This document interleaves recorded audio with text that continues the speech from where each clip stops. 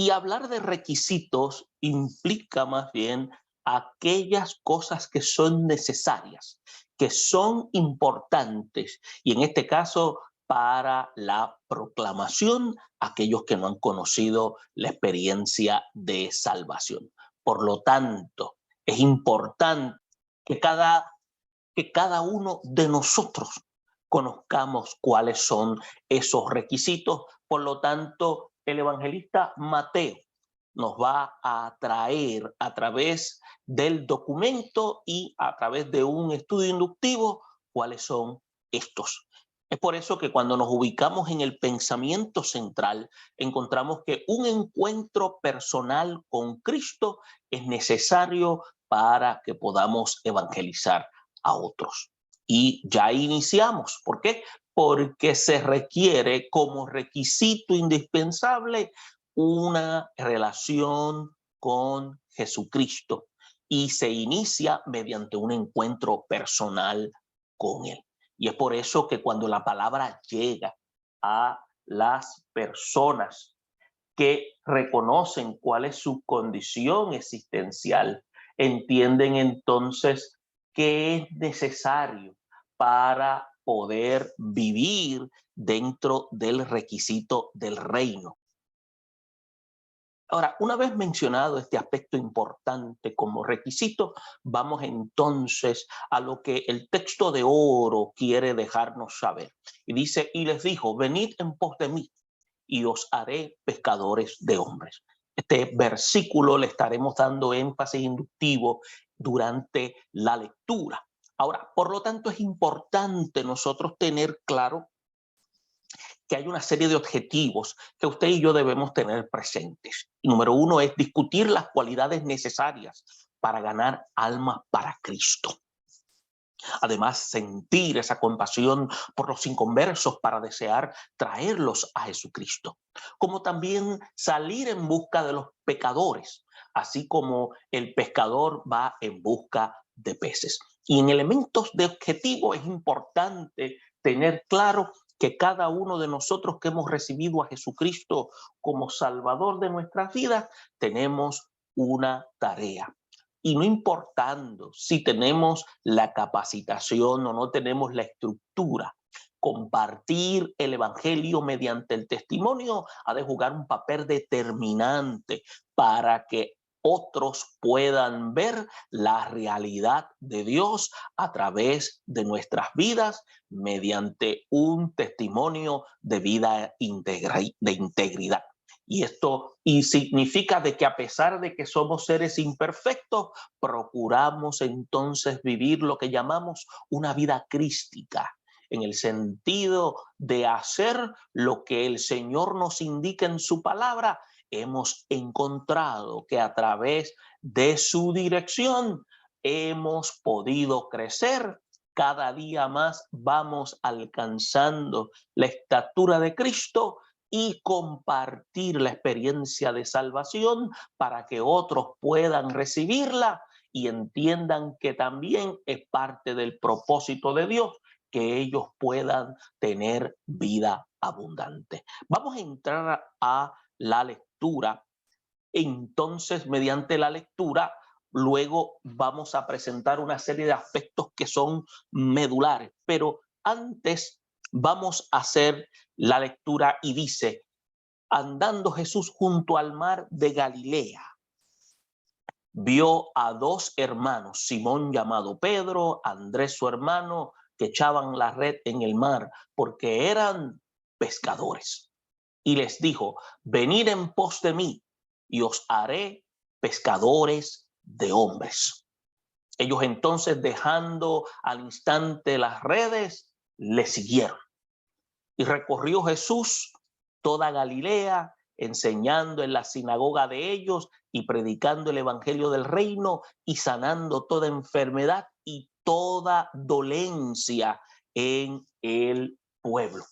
También dice, y se difundió su fama por toda Siria, y le trajeron todos los que tenían dolencias, los afligidos por diversas enfermedades y tormentos, los endemoniados, los lunáticos, paralíticos, y dice la Escritura que los sanó. Más adelante indica, y le siguió mucha gente de Galilea, de Decápolis, de Jerusalén, de Judea y del otro lado del Jordán. Vosotros sois la sal de la tierra. Ahí entramos en el capítulo 5, versículo 13. Pero si la sal se desvaneciere, ¿con qué será salada? No sirve más que para nada, sino para ser echada y fuera y hollada por los hombres. Vosotros sois la luz del mundo. Una ciudad asentada sobre un monte no se puede esconder. Ni se enciende una luz y se pone debajo de un almud, sino sobre el candelero y alumbra a todos los que están en la casa. Así alumbre vuestra luz delante de los hombres, para que vean vuestras buenas obras y glorifiquen a vuestro Dios Padre que está en los cielos.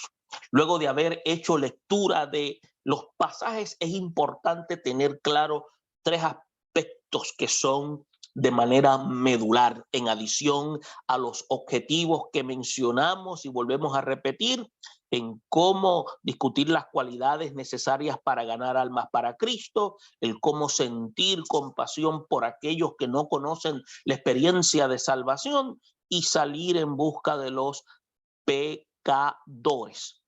Ahora, en estos tres aspectos tenemos que ver cómo responder al llamamiento de Jesús. Y usted va a notar que esto toma su énfasis en el capítulo 4, versículos 18 al 22, donde estaremos hablando de un llamamiento con propósito, de una respuesta positiva e inmediata, y vamos a ver todo este responder al llamamiento divino dentro de estos versículos.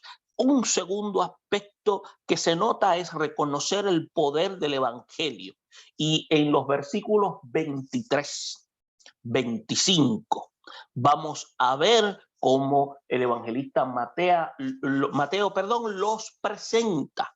Y en adición a esto vamos a ver un poder que sacia todas las necesidades humanas, un poder que moviliza a las multitudes, y veremos entonces cómo identificar esa autoridad de parte de Jesús. Y como tercer aspecto, demostrar las virtudes del evangelio, y en los versículos 13 y versículo 16 del capítulo 5 se encuentran estas virtudes: la virtud santificadora de la gracia divina y la virtud de una fe que se manifiesta con hechos. Y luego de haber mencionado estos aspectos que son medulares, es importante tener claro que la evangelización constituye ser una tarea que Cristo ha dejado en manos de los creyentes, y tenemos que ver que que son aquellos que han sido asignados, entiéndase nosotros, para una misión especial. Tenemos entonces los mismos requisitos que reunieron también los discípulos en el tiempo antiguo. Es por eso que si ellos respondieron al llamado de Jesús, vamos a ver a través de este análisis bíblico que también nosotros también tenemos ese mismo llamado. El Señor es el que asigna la misión de ganar a otros al reino de Dios, y es por eso que tenemos que observar cómo nosotros debemos ser responsables y dejar lo que tenemos como elemento prioritario. No significa en el abandono, sino significa que ahora nuestra vida tiene sentido de rumbo, compartiendo la experiencia de salvación con aquellos que todavía necesitan recibir a Cristo. Por lo tanto, vamos a ver de la manera que los discípulos de Jesús reconocieron el poder del evangelio. Nadie podrá impactar otras vidas si primero no ha sido conmovido por la obra de Dios en su vida. Y también debemos tener claro de que hay que demostrar las virtudes del evangelio. Es por eso que cada cristiano siempre ha sido llamado a demostrar en su propia vida las virtudes del Espíritu Santo. Por lo tanto, nuestros hechos son los que van a decir más que nuestras palabras. Y vamos a pedirle al Señor que nos capacite para poder testificar efectivamente la palabra del Señor de tal manera que pueda ser de bendición a aquellos que reciban el mensaje. Por lo tanto, analizamos entonces los versículos 18, 19, cuando dice, andando Jesús junto al mar de Galilea, que dio dos hermanos, a Simón, llamado Pedro, y Andrés, su hermano, que echaban la red en el mar. Este llamado a predicar el evangelio desde la llegada a Capernaum, su nueva residencia, entonces podemos ver que comenzó Jesús a predicar y a decir, arrepentíos porque el reino de los cielos se ha acercado. En el versículo 17 se puede notar que, aunque no está señalado en los textos que estamos dando lectura, siempre recomendamos que hagamos lectura del capítulo completo. Por lo tanto, en cierto modo, hay una continuación del ministerio evangelístico de Juan el Bautista, quien fue el enviado de Dios para preparar el camino del Mesías. Ahora, habían sido llamados a la comunión con Cristo. Esa es la primera, entonces, pregunta que surge para aquellos que entonces analizamos, es por qué se habla aquí de un encuentro con estos dos hermanos. Entonces, surge también otra pregunta. ¿No había sido llamado anteriormente por Jesús de acuerdo con otras clases que nosotros hemos dado? Por ejemplo, el Evangelio de Juan, el capítulo 1, versículo 35 al 42, donde en el pasaje de Juan no se habla de un llamamiento al ministerio. Allí el apóstol solo describe el encuentro inicial de estos galileos con el Señor, pero podríamos suponer que en esa ocasión ellos lo aceptaron como el Hijo de Dios, el Mesías, el Salvador. Fue más bien lo que se llama una experiencia de salvación como la que se da en la vida de cada creyente en el momento de su conversión. Ahora bien, ahora los llama a ser pescadores de hombres. Entonces vemos que el llamado de Jesús a esta pareja de hermanos pescadores, encontramos lo que se llama una técnica muy especial. El Señor pudo haberles hablado en términos ministeriales, en términos posiblemente teológicos o sacerdotales, pero prefirió usar una expresión conocida por estos dos hombres. Entonces, algo así como lo que llamamos en el campo educativo, hizo una transferencia. Él no les dijo, los voy a hacer ministros o serán misioneros internacionales. Simplemente les dijo, venid en pos de mí y os haré pescadores de hombres. Entonces, ¿qué significa pescar hombres? Entonces tenemos que ver claro que existe una comparación o una analogía entre la pesca en el mar y la evangelización. El mar representa la humanidad con sus olas altas y bajas y con su constante vaivén. Los peces representan a los seres humanos, buenos, malos, peores, pero todos en espera de ser alcanzados con la red del glorioso evangelio. Unos para permanecer en el Señor y otros para volverse a su mundo. En este aspecto podemos decir que los pescadores representan a los creyentes que salen de su casa y su iglesia y se meten al agua del mar humano para sacar de allí a los que oigan el mensaje de Jesucristo. Y es por eso que es importante que podamos entender de la manera en que Dios trabaja en la vida de cada uno para poder recibir el mensaje de salvación.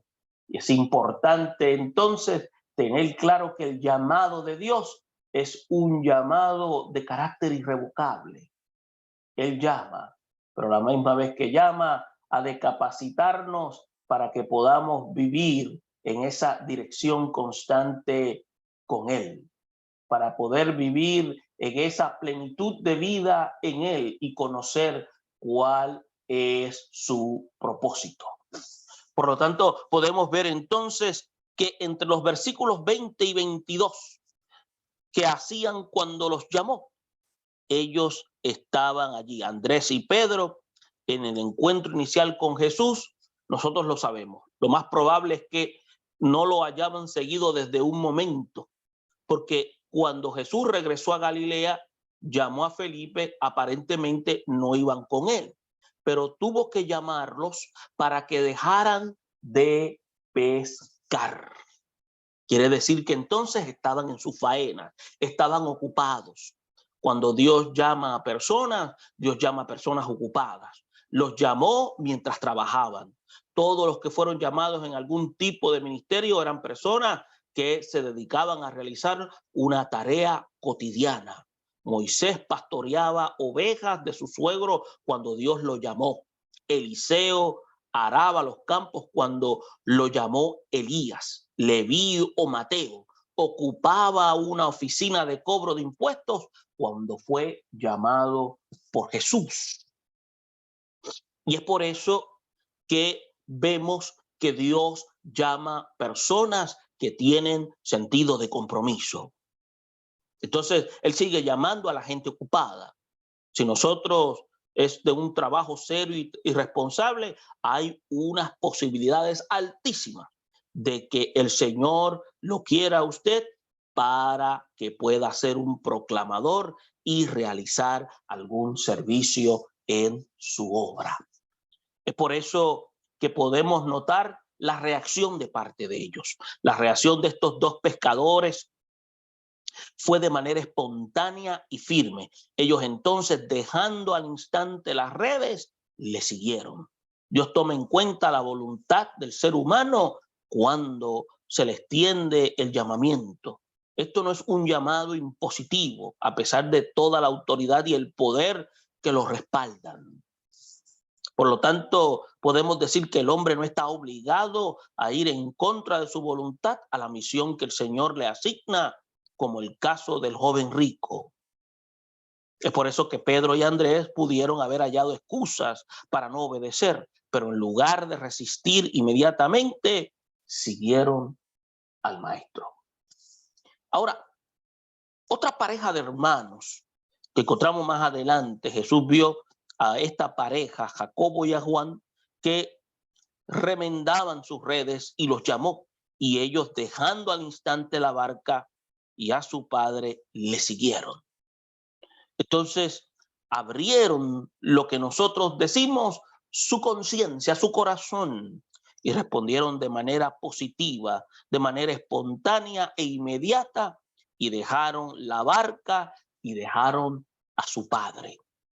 Si el ánimo de ser irresponsables, sin el ánimo, escuche bien, de ser irresponsables, simplemente reconocieron que el que estaba llamándolos tenía una autoridad. Por lo tanto, no se menciona que su padre haya sido una intervención, sino fue un acto de obediencia absoluta de parte de ellos al Dios que los había llamado, porque estaban viendo algo distinto en él.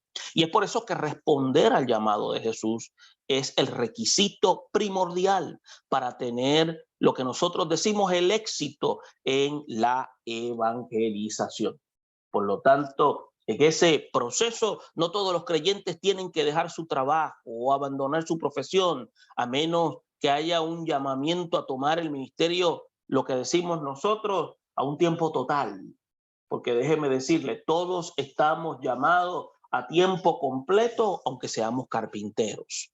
Pero hay algunos que se han de dedicar a ejercer la función de ministerio con el fin de entonces dedicarse a trabajar directamente para aquellos que necesitan la palabra de Dios para crecimiento y desarrollo.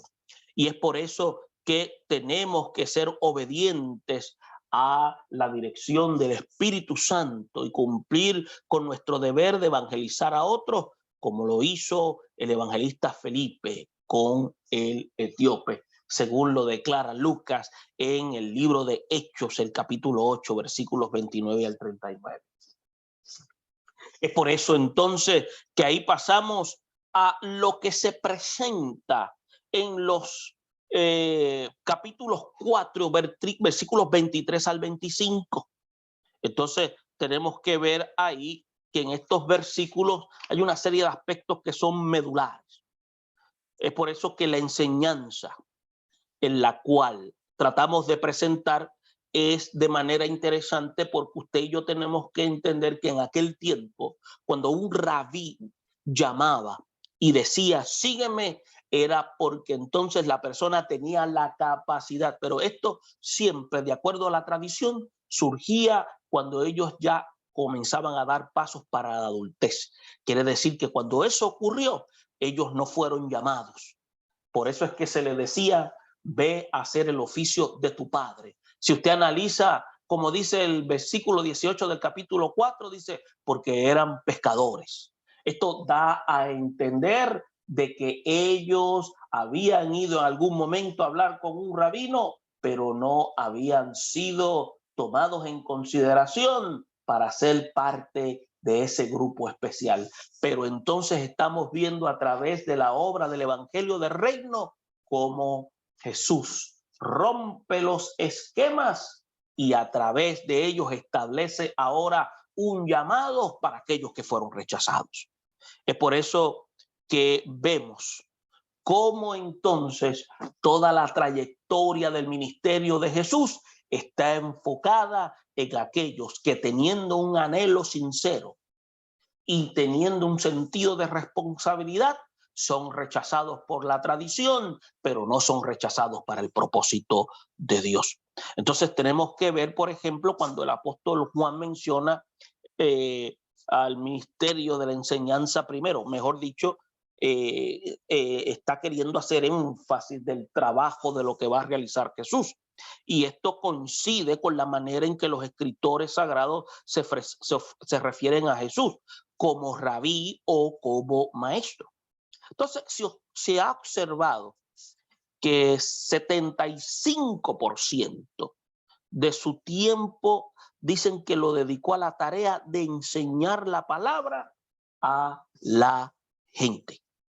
Dios, por su gran sabiduría, hizo al hacer el ser humano con la necesidad y a la vez la capacidad de aprender. Y también dio una revelación y un ministerio de educación cristiana para que conozcamos más sobre el propósito divino.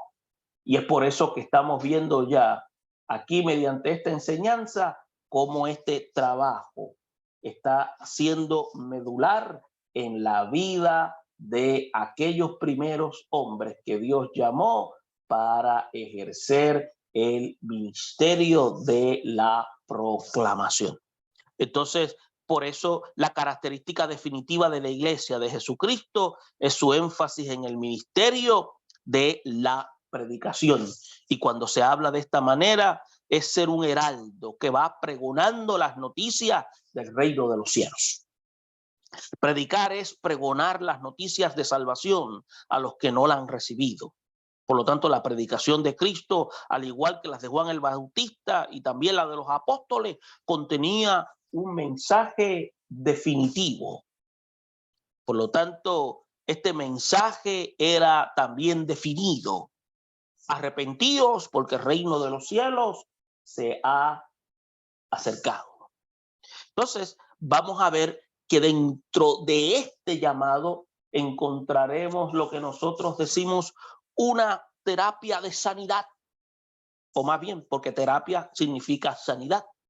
Esto quiere decir un trabajo de sanidad interior, porque terapia es el término griego y sanidad es la traducción. Quiere decir que el trabajo que iba a realizar el Señor a través del Evangelio era con el propósito de que cada uno pudiera entender la obra de Dios manifestada en su Hijo Jesucristo. Es por eso que los milagros de sanidad, de liberación. La sanidad siempre ha estado presente. Dios dijo a su pueblo en el desierto: yo soy Jehová, tu sanador. Y parte de la gran comisión es orar por los enfermos. Sobre los enfermos, dice la Escritura, pondrán sus manos y sanarán. Como también hay ejemplos de sanidades en la evangelización. Dice la Escritura, los de Decápolis, la liberación del endemoniado gadareno y el testimonio personal de este entre los suyos, dice la Escritura, que fueron hechos con contribución a lo que la gente quedó maravillada. ¿Por qué? Porque el trabajo que hizo Dios en la vida de este hombre, no había nadie que lo pudiera realizar. Es por eso que también se habla de esta obra maravillosa de los de Listra. En primer viaje misionero del apóstol Pablo, cuando llegó a Listra en el área de la Licaonia, predicando el evangelio, dice que un cojo de nacimiento escuchaba el mensaje y Pablo, viendo que tenía fe para ser sanado, dijo a la gran voz: levántate. Entonces, cuando le dice de esta manera, levántate y levántate derecho sobre tus pies. Y él saltó y anduvo. Y encontramos este verbo divino, que es el que Dios usa para levantar caídos y derrumbados. Levántate. Entonces, encontramos también los malteses en la isla de Malta, cuando fue evangelizada 3 meses mediante una campaña que se inició con la sanidad del padre de Publio, el gobernador. También casos que encontramos en el tiempo actual. No hay espacio aquí para describir cómo la palabra del evangelio, que es palabra de Dios, tiene la capacidad de traer sanidad interior, sanidad del cuerpo y sobre todo liberación a los que están oprimidos por el enemigo y sus agentes demoníacos. Entonces, la opresión demoníaca es también una realidad. Es por eso que muchos modernistas han pretendido negar la realidad de la obra maligna de los demonios en la gente.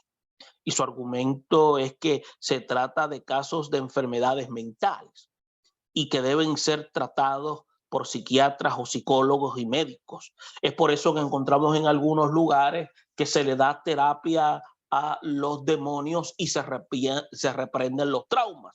Pero no, la Biblia es específica cuando hace alusión sobre el poder de las tinieblas. Es más fácil hacer trabajo de exorcismo mediante la autoridad de Dios que trabajar traumas. Entonces, también dice que hablaba de lunáticos, que es un término usado para aludir a aquellos que eran enfermos mentales.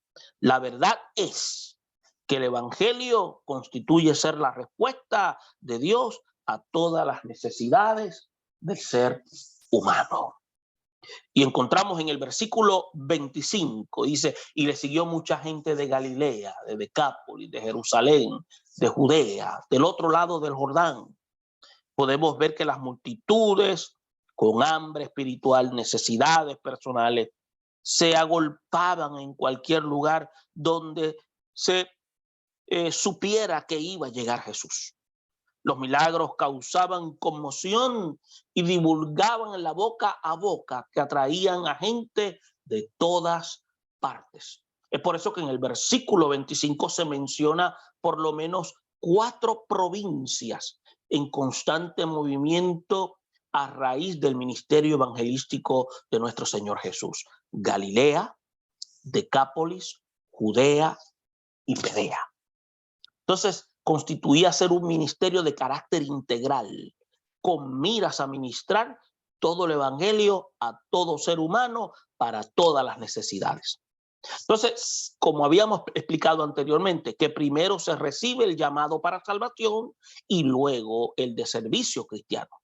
También tenemos que destacar que aunque solo algunos creyentes son llamados al ministerio a tiempo completo, todos somos llamados a compartir el evangelio. Quiere decir que todos estamos a tiempo completo, no importando si somos carpinteros, si somos ingenieros, si somos técnicos, todos somos llamados para ejercer la función evangelizadora. Es por eso que tenemos que señalar que existe otro requisito, el reconocimiento del poder del evangelio. Los que reconocen y experimentan este poder no solo no se avergonzarán del poder y autoridad de Dios, sino que se sentirán profundamente motivados a salir en busca de los que necesitan ser salvos, sanos, edificados y llenos del poder de Dios. Por eso es que debemos preguntarnos, ¿estamos nosotros listos o preparados para hacer la función evangelizadora? Por lo tanto, constituye ser un aspecto medular en la vida de nosotros los cristianos. Por lo tanto, no podemos tampoco olvidar el tercer aspecto que constituye ser la demostración de las virtudes del evangelio, que entonces vemos que son detalladas en el capítulo 5, versículos 13 y 16 de Mateo. Es por eso que entonces podemos decir que el tercer requisito evangelizador es demostrar vida en Cristo que va acompañada con virtudes. Quiere decir que entonces que el evangelio produce entonces en las personas que lo escuchan y lo reciben virtudes para poderlo compartir. Es una de esas virtudes en la cual hay pureza moral, espiritual.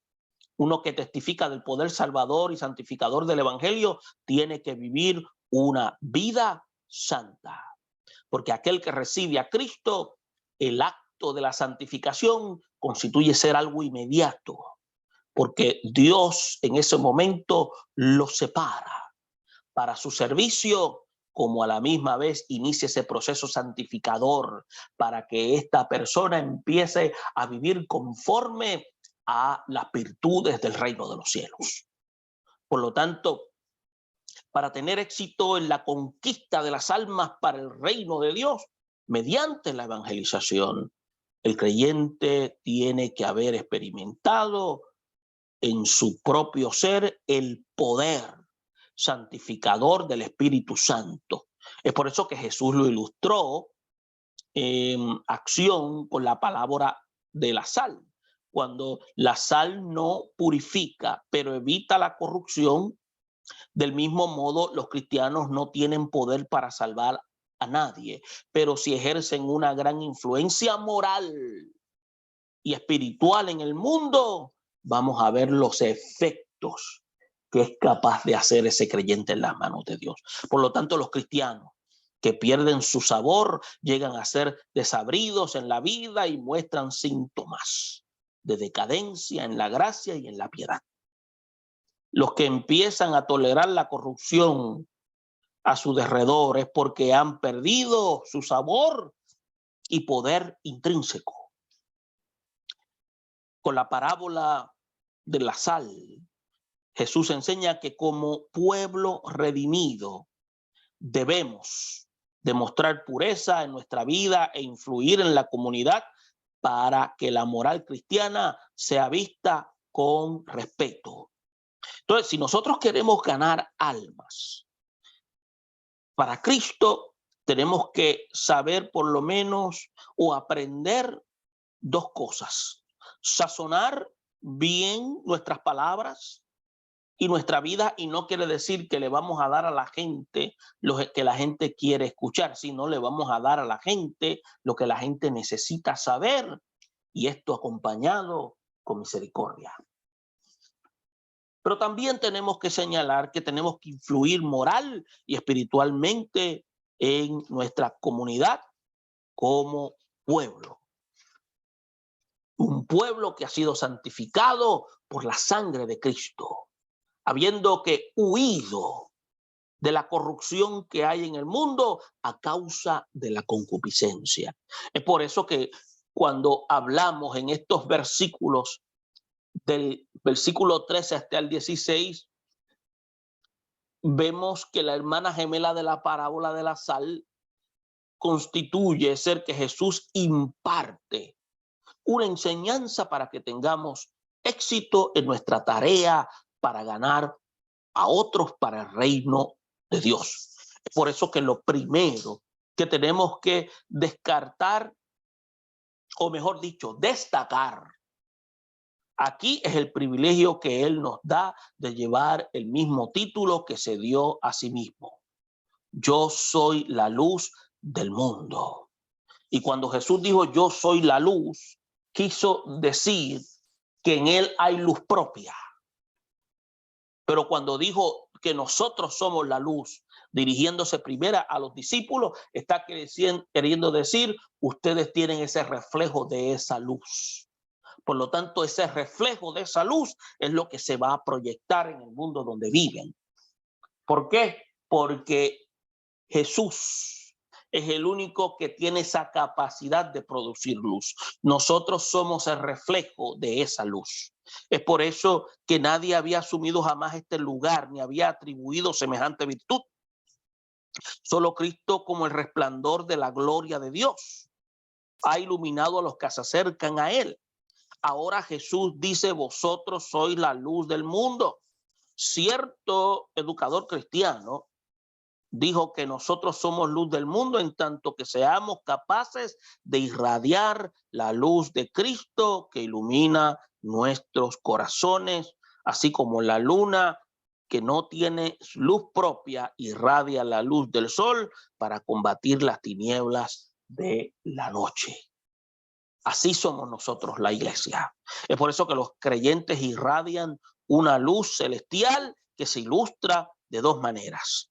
Como una ciudad sobre una montaña, antes de entrar a la figura de la lámpara, Jesús menciona los efectos luminosos de una ciudad asentada sobre un monte. Y este cuadro tan vívido nos hace ver cómo sobresale el color blanco de las casas en la parte alta de una montaña, lo cual lo hace visible desde lejos. Por la noche tampoco se puede esconder, a menos que sus habitantes extingan totalmente sus fogatas y sus luces. El segundo aspecto, somos como una luz sobre un candelero. Las lámparas con que se alumbraban en los tiempos antiguos eran unas pequeñas vasijas de barro llenas de aceite de oliva, colocadas sobre una repisa a lo alto de la pared. Era inconcebible que alguien encendiera una lámpara y luego la encerrara debajo de un almud, que era como una especie de cajón para medir los granos.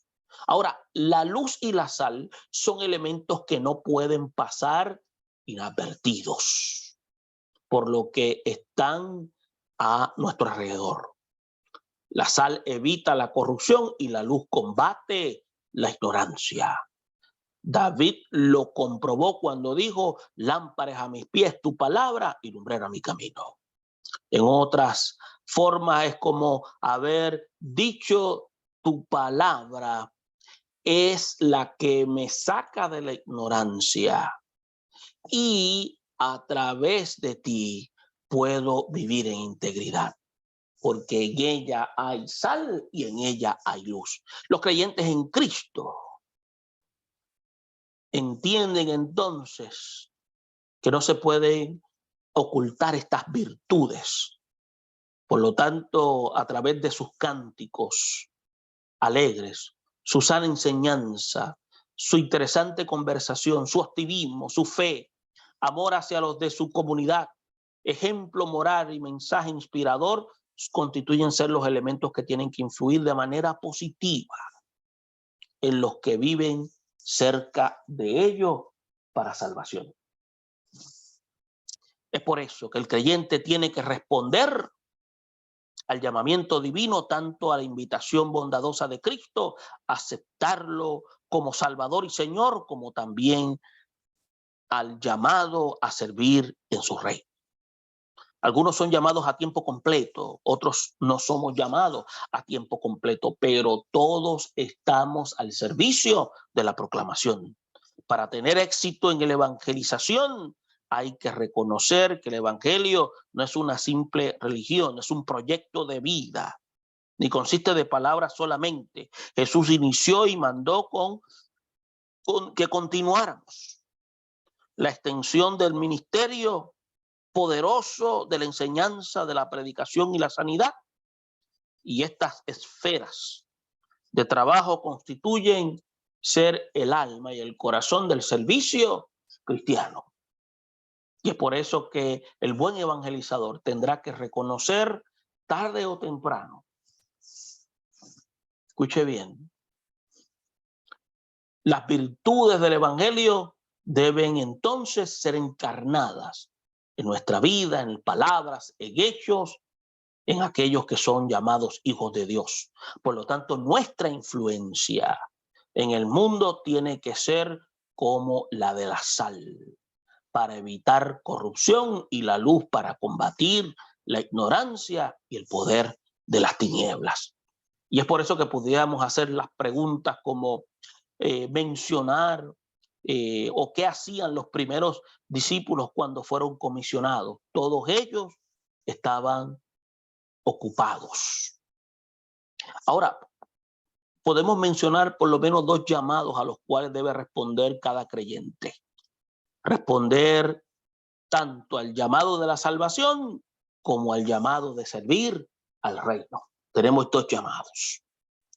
Otro aspecto importante, que son 3 principales requisitos para una evangelización de acuerdo al propósito de Dios: haber experimentado la salvación y el llamamiento al servicio, reconocer el poder del evangelio y haber experimentado el poder santificador del Espíritu Santo. Y podríamos preguntar, ¿cuál es el reto que hizo Jesús a sus discípulos? Y es lo que él señala entre los versículos 3 y 16 del capítulo 5. Vosotros sois la sal que evita la corrupción en el mundo y la luz del mundo que atrae a otros hacia Jesucristo. Esperamos que este análisis bíblico haya sido de ayuda para que usted pueda compartirla en sus respectivas congregaciones. Bendiciones.